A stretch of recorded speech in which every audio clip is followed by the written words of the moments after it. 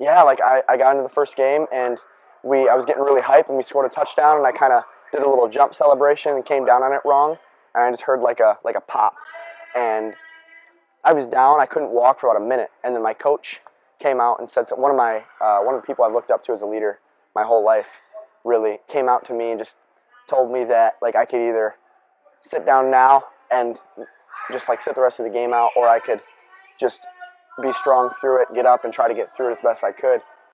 And so I got up and walked it off, iced it for the rest of that half, then went back in the game, and everything was going all right. I was playing really well, and then I got hit late, and they think that my ACL was already gone. So I ruptured my ACL.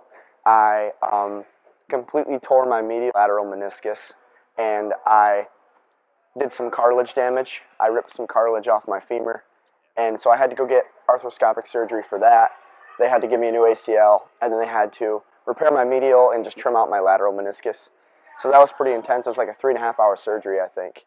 I was kind of set up, I guess, to have like a pretty intense senior year. I mean, I was going to be the quarterback on the football team. I was going to try to make a comeback and play some basketball. I'm a 4-year varsity player on the baseball team, which is what I want to do in college as well.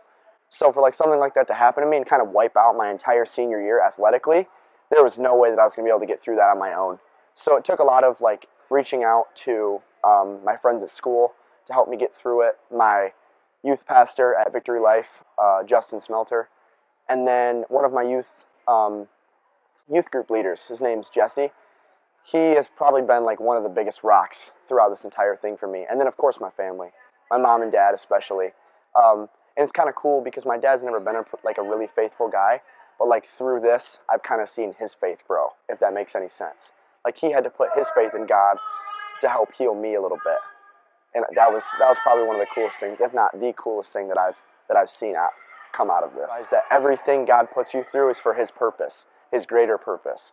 And so I finally started to realize that, and I just knew that God was there, just right on my shoulder the entire time, and I just had to look for Him for help, really. And once I finally started to do that is when I finally started to notice myself getting out of that rut that I was in.